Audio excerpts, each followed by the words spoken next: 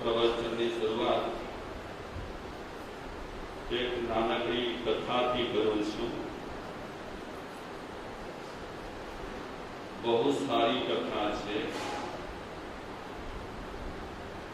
સહજ સમજી શકાય એવી એક કથા રહી છે। કોઈ આશ્રમમાં ગુરુ મહારાજ ઘણા શિષ્યોની સાથે વસતા હતા। ઘણા શિષ્યોને જ્ઞાન આપતા હતા, સમજ આપતા હતા, સાધના શીખવતા હતા।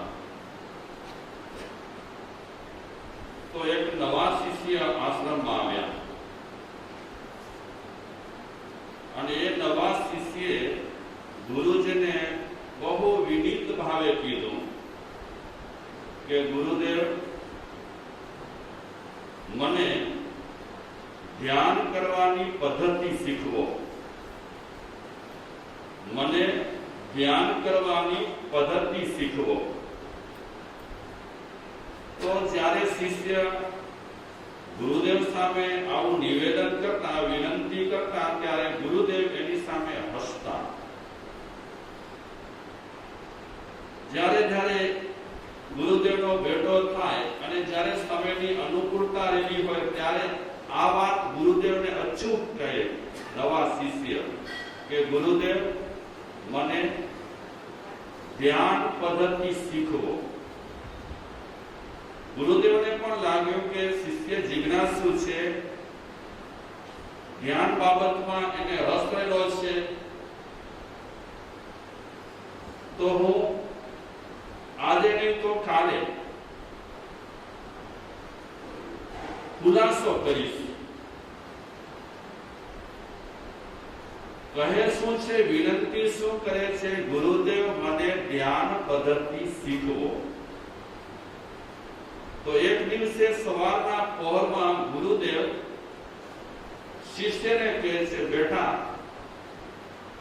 તું કેટલા ટાઈમથી મને વિનંતી કરે છે, નિવેદન કરે છે, બેસ, આજે તને હું એક કથા કહું। એમને કીધું કે ધ્યાન પદ્ધતિ હું તને શીખવું, કથા કહું। તો શિષ્ય ગુરુજીની સામે બેસી ગયા અને ગુરુજીએ એક કથા ચાલુ કરી। એક ધ્યાનથી શિષ્ય એ કથા શ્રવણ કરવા માટે સજગ થઈ ગયા અને ગુરુદેવે કથા ચાલુ કરી કે કોઈ ગામમાં એક ચોર રહેતો હતો। એ ચોર, એનો ધંધો તો ચોરીનો જ હોય, એનો બિઝનેસ જ ચોરીનો, અને ચોરીનો બિઝનેસ હોય તો જ ચોર કહેવાય ને। બિઝનેસ બીજો હોય તો એને ચોર ન કહેવાય। શિષ્ય એકદમ ઇન્ટરેસ્ટ સાથે કથા સાંભળવા બેઠા છે। ગુરુજીએ કથા ચાલુ કરી છે, ચોરની કથા ચાલુ કરી છે। ગુરુજી શિષ્યને કહે છે કે એ ચોર રાત્રે ચોરી કરવા માટે જાય અને ચોર વિદ્યામાં, ચોરીમાં એ બહુ પારંગત। ચોરી કરવાની વિદ્યામાં એટલો પારંગત હતો, ગમે ત્યાં હાથ નાખે તો પકડાય નહીં। તો સમય જતા એ ચોર બુદ્ધો થાય છે, વૃદ્ધ થાય છે। તો એ ચોરનો એક દીકરો હતો। એ દીકરો ચોરને કહે છે, એટલે કે બાપુજીને કહે છે કે બાપુજી, હવે તમે ઉંમર લાયક થયા, વૃદ્ધ થયા, તમે જશો એટલે આજીવિકાનો એક મોટો સવાલ મારા માટે ઉભો થશે। ગુજરાત કઈ રીતે મારે ચલાવવું?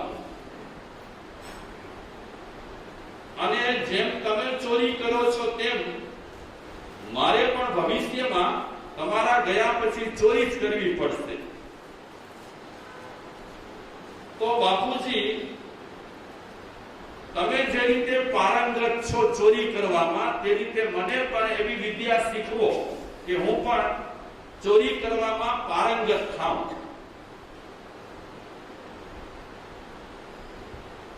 આજીવિકા માટે બીજો કોઈ સાધન નથી, એટલે આ વિદ્યા તમારે આપવી જ પડશે. પારંગત મારે થવું જ છે. તો એ ચોરનો પુત્ર ચોરને કહે છે, બાપુજી, મને બીજા કોઈ પણ બિઝનેસમાં અનુકૂળતા નહીં રહે, આવશે પણ નહીં મને, તો મને ચોરીમાં પારંગત બનાવો. અવારનવાર છોકરો પોતાના બાપુજીને કહે કે બાપુજી, મને તો ચોરી કરવાની વિદ્યા તમારી પાસે જેવી છે તેવી મને આપી દો. તો રોજ રોજ કે અવારનવાર જ્યારે આ દીકરો, જ્યારે આ છોકરો, ચોરનો છોકરો પિતાજી પાસે આ માંગણી કરતો હતો, ત્યારે એ વૃદ્ધ પિતાજીએ વિચાર્યું કે આમ એને સમજાવીશ, કોઈ સમજશે નહીં, એટલે બીજી કોઈ પણ વાતચીત કરવાને બદલે છોકરાને કીધું કે બેટા, રાતના તૈયાર થઈ જજે. શેના માટે? ચોરી કરવા માટે. આપણે બંને રાતના ચોરી કરવા માટે જશું. તો છોકરાને બહુ જિજ્ઞાસા અને હોશ હતી, અને એના મને એમ કે આજે બાપુજી ચોરી કરવા માટે મને તેડી જશે તો મને વિદ્યા શીખવશે, અને એકાદ બે વખત મને વિદ્યા શીખવશે તો હું પણ મારા બાપુજીની જેમ ચોરી કરવામાં પારંગત થઈ જઈશ. તો રાતના સમય પિતા અને પુત્ર ચોરી કરવા માટે નીકળ્યા. પિતાજી બુઢા છે, છોકરો જુવાન છે. આગળ એના પિતાજી છે અને પાછળ છોકરો છે, ચાલ્યા જાય છે. રાત્રિનો સમય છે, અંધારી રાત છે. એ તપાસ કરી રહ્યા છે કે કોને ક્યાં ચોરી કરવાની. તો તપાસ કરતા કરતા કરતા એક સરસ મજાની હવેલી દેખાઈ. એ બુઢા પિતાજી છોકરાને કહે છે, બેટા, આ હવેલી છે ને, હવેલીમાંથી આપણને ચોરી કરવી છે. તો મને તને બેને પેલા તો આ દીવાલ કૂદવી પડશે. તો હું પણ દીવાલ કૂદું છું અને તું પણ દીવાલ કૂદ. બાપ દીકરો બંને દીવાલ કૂદ્યા. હવે એમને હવેલીમાં દાખલ થવાનું હતું, આ તો ખાલી દીવાલ કૂદ્યા છે. તો બુઢા એના પિતાજી છોકરાને કહે છે કે હવે હવેલીમાં દાખલ થવા માટે આપણને ભીતમાં, દીવાલમાં બાકોરો કરવો પડશે. તો સાધનો સાથે લાવ્યા હતા, એટલે દીવાલમાં એમને બાકોરો કર્યો. જગ્યા મળી ગઈ એટલે પિતા અને પુત્ર હવેલીમાં દાખલ થયા. એના બાપુજી તો બહુ પારંગત હતા ચોરીમાં, કોઈને ખબર પણ ના પડે. ગમે તેવો માણસ ગમે તે પરિસ્થિતિમાં હોય, એ ક્યારે હાથ મારી દે ખબર ના પડે, એવી હોશિયારી હતી ચોરી કરવાની. તો પિતા પુત્ર હવેલીમાં તો દાખલ થઈ ગયા. પિતાજીએ ચારે બાજુ હવેલીમાં નજર કરી. નજર કર્યા પછી છોકરાને કાનમાં કહે છે કે જો સામે પટારો છે, મોટો પટારો. આ મોટા પટારામાં માલ લાગે છે, સોનું, ચાંદી, બીજી કિંમતી વસ્તુ એ પટારામાં લાગે છે.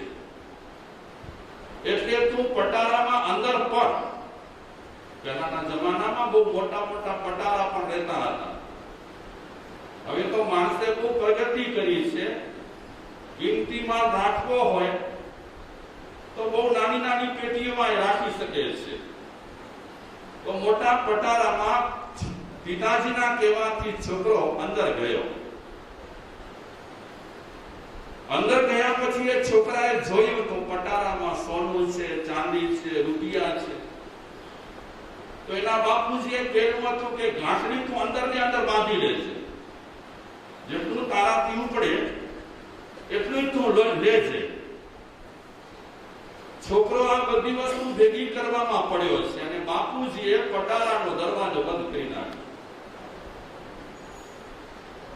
પટારાનો દરવાજો બંધ કરી અને બાપુજી હવેલીમાંથી બહાર આવ્યા અને પોતેથી રાડો પાડવા લાગ્યા, ચોર ચોર ચોર, દોડો ચોર. કોણ રાડો પાડે છે?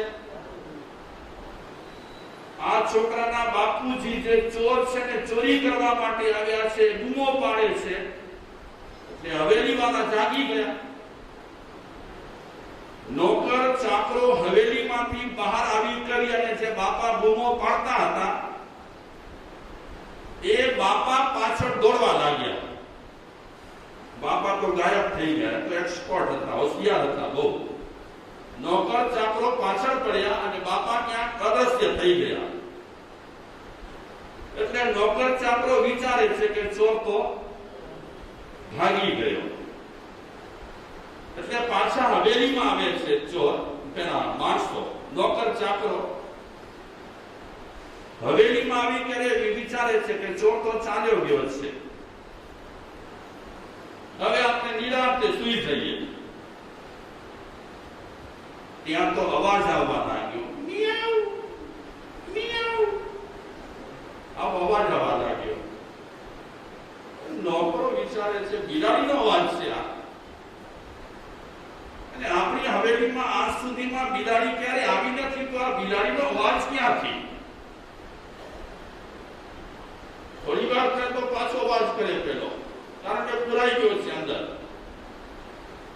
અંદર પુરાયો અને એના બાપુજીએ જ્યારે દરવાજો બંધ કર્યો, ઢાંકણો બંધ કર્યો, ત્યારે બાપુજીને પહેલા તો એને ગાળો આપી હતી.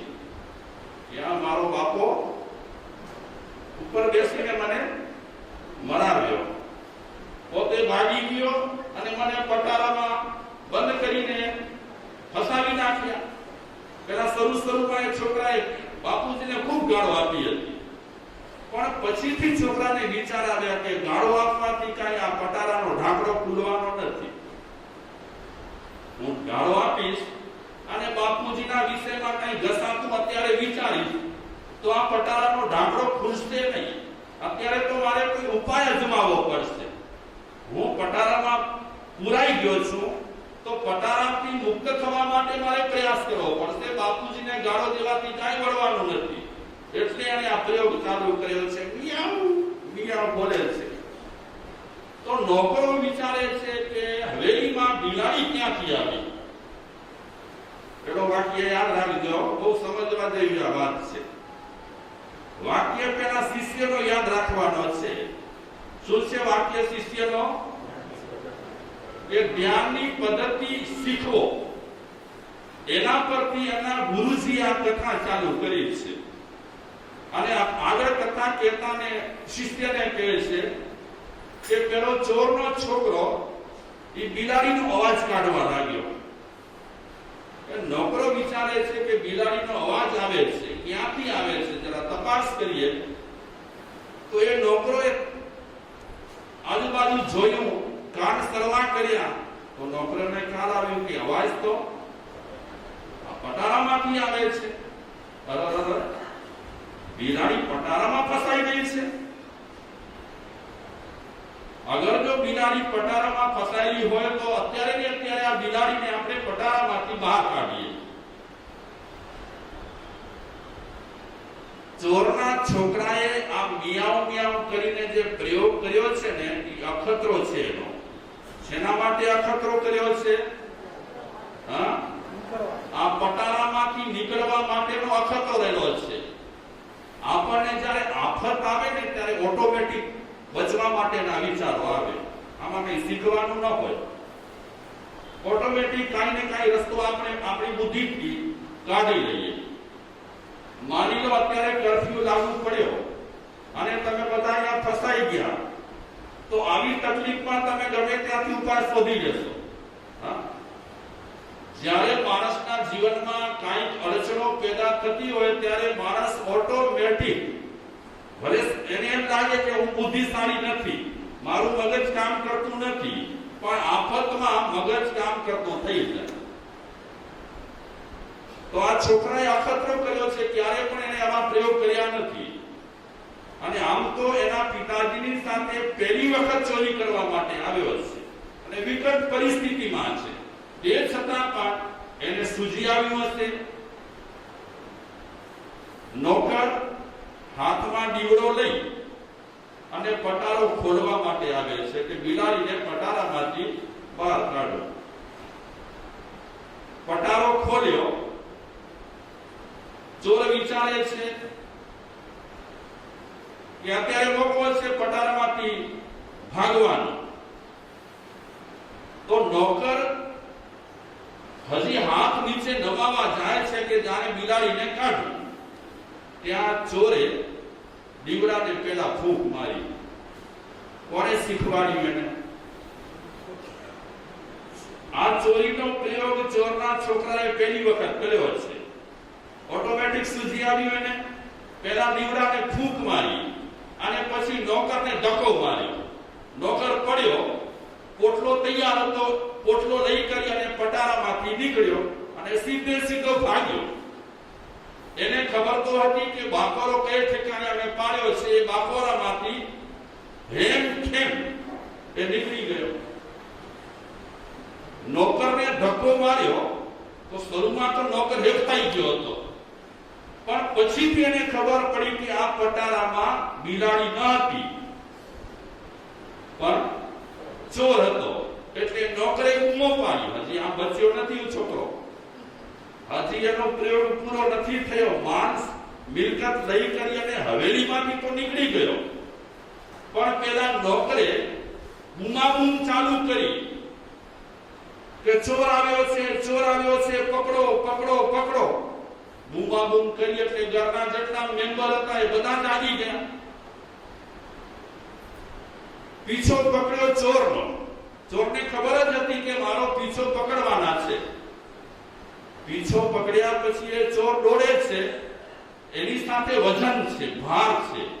આ ભારની સાથે દોડે છે ત્યારે આ ચોર પુત્ર શું વિચારે છે કે હવેલીમાંથી આબાદ રીતે હું નીકળી ગયો છું, હવે માણસો મારી પછવાડે પડ્યા છે અને હવે જો બીકે ભયથી હું પોટલાને ફેંકી દઉં તો મારી મહેનત જાય. આવા મોટી જે અડચણો હતી ઓળંગી કરીને હું નીકળ્યો છું. હવે પોટલો છોડાય નહીં એટલે વિચારે છે કે પોટલો મારે લેવો પડશે, દોડવું પણ પડશે, લોકોથી બચવું પણ પડશે. ખૂબ દોડે છે, એની પાછળ નોકરો દોડે છે, માલિક દોડે છે, એના ઘરના બીજા માણસો દોડે છે, લોકોને બૂમો પાડે છે, પકડો ચોર જાય છે, પકડો ચોર જાય છે.